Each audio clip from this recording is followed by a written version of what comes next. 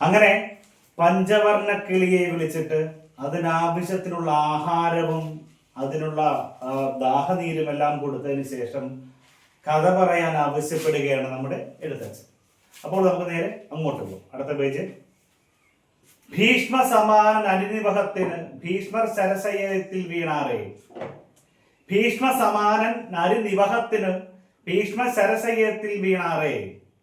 തോറ്റ സുയോധനകളാദിയാകിയ 100 പേരെന്തെന്ന് ചെയ്തെന്ന് ചൊൽക നീ.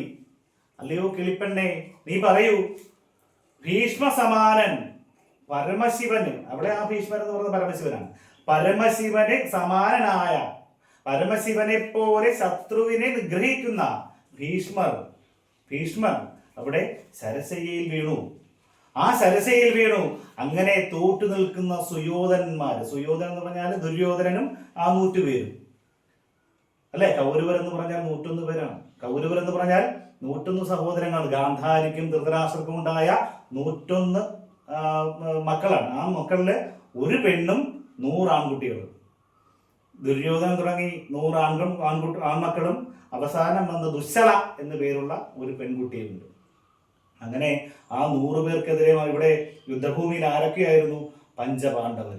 പഞ്ചപാണ്ഡവർ എന്ന് പറഞ്ഞാല് യുധിഷ്ഠിരൻ, ഭീമൻ, അർജുനൻ, നകുലൻ, സഹദേവൻ എന്നിങ്ങനെ പഞ്ചപാണ്ഡവരുമായിട്ടുള്ള യുദ്ധം നടന്നുകൊണ്ടിരിക്കുകയാണ്. എന്തിനു വേണ്ടിയാണ് യുദ്ധം നടക്കുന്നത്? ഹസ്തിനപുരി എന്ന് പറയുന്ന രാജ്യത്തിന് വേണ്ടി യുദ്ധം ചെയ്യാൻ അവർ. അപ്പോൾ ഭീഷ്മരെ പോലെയുള്ള ഒരുപാട് മഹാരഥന്മാര് കൗരവപക്ഷത്തുണ്ട്. അവിടുത്തെ ആദ്യത്തെ സേനാപതിയാണ് ആര്? ഭീഷ്മർ. കൗരവരുടെ ആദ്യ സേനാപതിയാണ് ഭീഷ്മർ.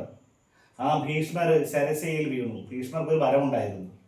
ഭീഷ്മർക്ക് അദ്ദേഹത്തിന്റെ അച്ഛനായ ശന്തനു മഹർഷി കൊടുത്തൊരു വലിയൊരു വരമുണ്ടായിരുന്നു. എന്താണ് ആ വരം? അദ്ദേഹം ആഗ്രഹിക്കുമ്പോൾ മാത്രമേ അദ്ദേഹം മരിക്കുള്ളൂ. സ്വച്ഛന്ത മൃത്യു. എന്തായാലും മൃത്യു, സ്വച്ഛന്ത മൃത്യു എന്ന് പറഞ്ഞൊരു വരം കിട്ടിയിട്ടുണ്ട് അദ്ദേഹത്തിന്. അദ്ദേഹം എപ്പോൾ ആഗ്രഹിക്കുന്നു അപ്പോൾ മാത്രമേ ഭീഷ്മർക്ക് മരിക്കാൻ സാധിക്കുള്ളൂ. ആ സ്വച്ഛന്ത മൃത്യു വരമുള്ള ഭീഷ്മാചാര്യരെ താഴെ വീഴ്ത്തുവാൻ വേണ്ടി പല പണികൾ ആര് നോക്കി? പഞ്ചപാണ്ഡവർ നടത്തിയെങ്കിലും നടന്നില്ല. അവസാനം ഈ മഹാരഥനായിട്ടുള്ള ഭീഷ്മർ വീഴാതെ ഇനി യുദ്ധം മുന്നോട്ട് പോകില്ല എന്നൊരവസ്ഥ വന്നപ്പോൾ ശ്രീകൃഷ്ണന്റെ നിർദ്ദേശപ്രകാരം ശിഖണ്ഡിയെ മുൻനിർത്തി അർജുനൻ അൻപെയ്ത് വീഴ്ത്തിയതാണ്.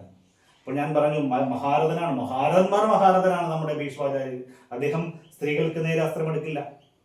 അദ്ദേഹം ആണും പെണ്ണുമല്ലാത്ത ശിഖണ്ഡിക്ക് നേരെ ഒരിക്കലും അസ്ത്രമെടുക്കില്ല. അങ്ങനെയുള്ള ഒരു താക്ക് കണക്കാക്കി ആ ശിഖണ്ഡിയെ കൊണ്ട് മുൻനിർത്തി പിന്നിൽ നിന്നാണ് അർജുനൻ അൻപെയ്ത് അദ്ദേഹത്തെ ശരസയിലാക്കുന്നത്. അൻപെയ്ത് അദ്ദേഹം മരിക്കുന്നില്ല. കാര്യം എന്താണ്? സ്വച്ഛന്ത മൃത്യു വരമുള്ളത് കൊണ്ട് മരിക്കില്ല. അതുകൊണ്ട് ഈ അർജുനൻ ശരങ്ങൾ എയ്ത് അദ്ദേഹത്തിന് മുഴുവൻ ശരശയ്യയിലാക്കി അദ്ദേഹം കിടക്കുകയാണ്. പിന്നെ അദ്ദേഹം ആ യുദ്ധത്തിന്റെ 18ാം ദിനം വരെ കിടക്കുന്നത് ശരശയ്യയിലാണ്. ഈ അമ്പെയ്തത്തിന് മുഴുവൻ, അദ്ദേഹത്തിന്റെ ശരീരം മുഴുവൻ അമ്പാണ്. അങ്ങനെ അദ്ദേഹം ആ ശരശയിൽ കിടന്നുകൊണ്ടാണ് പിന്നെ ഈ യുദ്ധത്തിന്റെ അവസാനം വരെ അദ്ദേഹം കിടക്കുന്നത്. സ്വച്ഛന്ത മൃത്യു വരമുള്ളത് കൊണ്ട്. അതുകൊണ്ടാണ് ഇവിടെ ചോദിച്ചത്, ഭീഷ്മർ സരസയത്തിൽ വീണാറേ. തോറ്റ സുയോധനകളാദിയാകിയ 101 പേരെന്തു ചെയ്തത് ചൊൽക നീ. ഇപ്പോൾ ഭീഷ്മർ സരസയിലായി പോയില്ലേ? അങ്ങനെ തോറ്റു നിൽക്കുന്ന ദുര്യോധനും പാർട്ടി എന്ത് ചെയ്തു എന്ന് ചോദിക്കുകയാണ്. ചൊല്ലുവാനാവതില്ലെങ്കിലും ഒട്ടൊട്ട് ചൊല്ലുന്നതുകൊണ്ട് കനക്കെ ചുരുക്കി ഞാൻ. അപ്പോൾ കിളിപ്പെണ്ണ് പറയുകയാണ്, ഒരുപാടൊന്നും ചൊല്ലാൻ എനിക്ക് പറയാൻ സാധിക്കില്ല, ഞാൻ കനക്കെ ചുരുക്കി, വളരെയധികം ചുരുക്കി വേണമെങ്കിൽ കാര്യങ്ങൾ പറഞ്ഞുതരാം. ഇവിടെ ചൊല്ലുവാനാവതില്ലെങ്കിലും ഒട്ടൊട്ട് ചൊല്ലുന്നതുകൊണ്ട് കനക്കെ ചുരുക്കി ഞാൻ വളരെ ചുരുക്കി വേണമെങ്കിൽ ഈ കാര്യങ്ങൾ പറഞ്ഞു തരാം. കനക്കെ ചുരുക്കി, വളരെയധികം ചുരുക്കി ഞാൻ കാര്യങ്ങൾ പറഞ്ഞു തരാം. വൻപനാം കർണനോട് ആശു സുയോധനൻ അമ്പോട് സേനാധിപതിയാകിയ നീ എന്നാൽ. ദുര്യോധനന്റെ ഏറ്റവും പ്രിയപ്പെട്ട സുഹൃത്ത്, അദ്ദേഹത്തിന്റെ ആത്മാവ്, അദ്ദേഹത്തിന്റെ ഏറ്റവും ആത്മമിത്രമായിട്ടുള്ള കർണനെ വിളിച്ചിട്ട് പറയാണ്, കർണ, ഭീഷ്മാചാര്യര് സരസയിൽ വീണുപോയി. അതുകൊണ്ട് അടുത്ത സേനാപതി നീ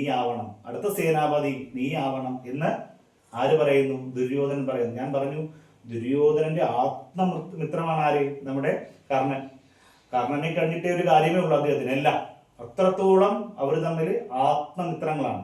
അതുകൊണ്ട് അദ്ദേഹം എന്ന് പറയുന്നത് അർജുനേക്കാൾ, അല്ലെങ്കിൽ അർജുനെ പോലെയോ അർജുനേക്കാൾ ഒരുപടി മുന്നിലുള്ള ഒരു ആയുധാഭ്യാസിയാണ്. അതുകൊണ്ട് അദ്ദേഹത്തോട് പറയുകയാണ്, ഭീഷ്മാചാര്യർ വീണുപോയി, അതുകൊണ്ട് നീ സേനാപതി സ്ഥാനം ഏറ്റെടുക്കണമെന്ന് പറയുകയാണ്. വമ്പനാം കർണനോട് ആശു പെട്ടെന്ന് സുയോധനൻ അൻപോടു സ്നേഹത്തോടു കൂടി സേനാപതിയാകെ നീ എന്നാൽ സ്നേഹത്തോട് പറയണം, അല്ലയോ കർണ നീ അടുത്ത സേനാപതിയാവാൻ പറയുന്നു. കർണനും മന്ദസ്മിതം ചെയ്ത് ചൊല്ലിനാൽ കർണസുഖം ഞാൻ പറയില്ല ആരോടും. കർണൻ ഒരു മന്ദസ്മിതത്തോടു കൂടി, ഒരു ചെറു പുഞ്ചിരിയോടുകൂടി കർണൻ പറയുകയാണ്. ചൊല്ലിനാൽ പറയുകയാണ്. എന്താണ് പറയുന്നത്? കർണസുഖം ഞാൻ പറയില്ല ആരോട്. ഞാൻ ആരെയും സുഖിപ്പിക്കാൻ വേണ്ടി ഒന്നും പറയില്ല. കർണസുഖത്തിന് വേണ്ടി ഞാൻ ആരോടും ഒന്നും പറയില്ല. നമ്മുടെ ഭാഷയിൽ പറഞ്ഞു കഴിഞ്ഞാൽ ഞാൻ സുഖിപ്പിക്കാൻ വേണ്ടി ആരോടൊന്നും പറയാറില്ല. കർണസുഖത്തിന് വേണ്ടി ഞാനൊന്നും പറയാറില്ല. ദ്രോണ രാമാചാര്യൻ താനെന്തിരിക്കെ എന്തു മാനിച്ചു മറ്റുള്ളവർ നിർത്തുന്നത് ഈ പട. എന്നേക്കാൾ വലിയ ദ്രോണാചാര്യർ നമ്മുടെ പടയിലുള്ളപ്പോൾ ഞാൻ എന്തിനാണ് ഇപ്പോൾ സേനാപതിയാകുന്നത്? അല്ലേ? അദ്ദേഹം എല്ലാവരുടെയും ഗുരുവാണ് ദ്രോണാചാര്യർ. ആ ദ്രോണാചാര്യൻ ജീവിച്ചിരിക്കുമ്പോൾ, അദ്ദേഹം കൂടെയുള്ളപ്പോൾ ഞാൻ എന്തിനാണ് ദുര്യോധന ഇപ്പോൾ സേനാപതിയാകുന്നത്?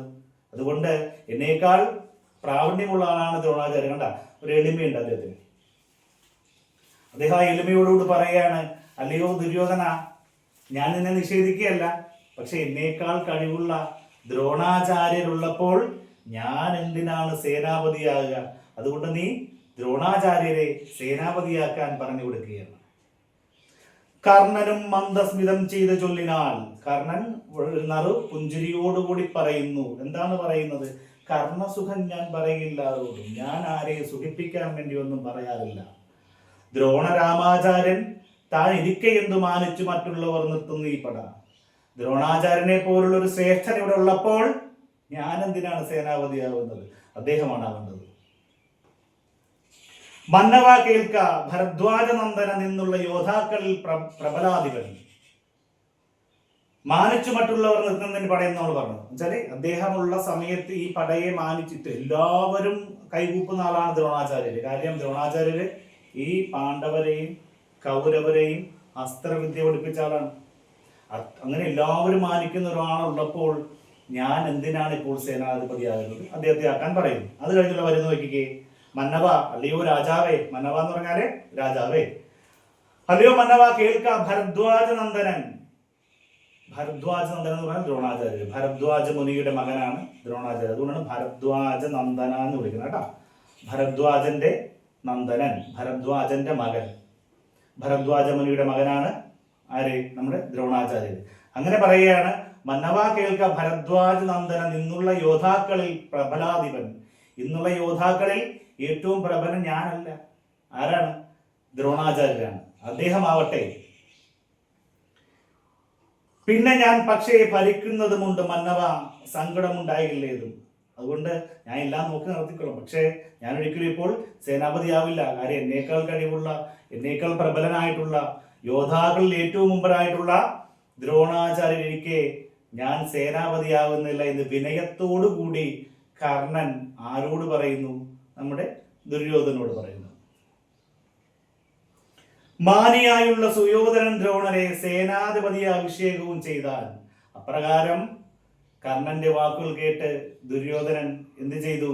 നമ്മുടെ ഭരദ്വാജ നന്ദനെ, അതായത് ദ്രോണാചാര്യരെ സേനാപതിയായിട്ട് അഭിഷേകം ചെയ്തു.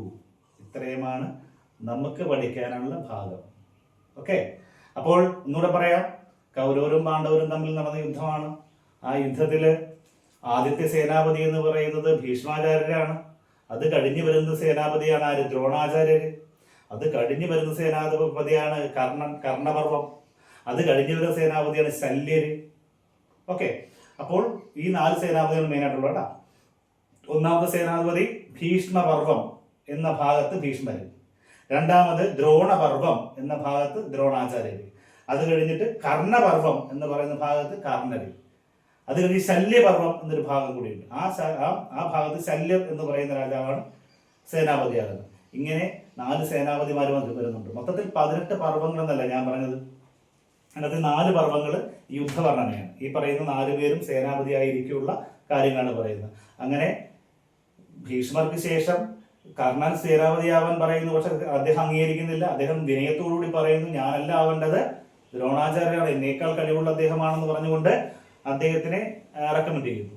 അങ്ങനെ അടുത്ത സേനാപതിയായിട്ട് ദ്രോണാചാര്യർ വരുന്നു. അദ്ദേഹത്തിന് മരണശേഷമാണ് കർണൻ വരുന്നത്. ഒരുപാട് കഥകളുണ്ട് കേട്ടോ ഇതിനകത്ത്. ഈ ലോകത്തിലെ ഏറ്റവും വലിയ ഇതിഹാസമാണ് മഹാഭാരതം എന്ന് ഞാൻ പറഞ്ഞു.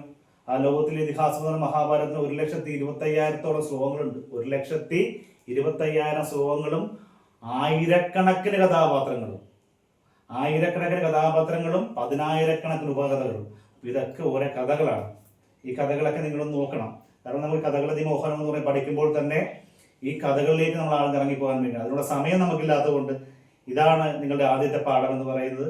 അതിനകത്ത് എഴുത്തച്ഛൻ്റെ ശ്രീ മഹാഭാരതം കിളിപ്പാട്ടാണ് പറഞ്ഞത്. കിളിപ്പാട്ടിലെ ചെറിയൊരു ഭാഗം ഇച്ചിരിയേ ഉള്ളൂ അല്ലേ. ദ്രോണാചാര്യര് അടുത്ത സേനാധിയാകാൻ വേണ്ടി കർണൻ ഉപദേശിക്കുന്നു. ആ കാര്യം കിളി ആരോട് പറഞ്ഞു കൊടുക്കുന്നു? എഴുത്തച്ഛനോട് പറഞ്ഞു കൊടുക്കുന്നു. മതി.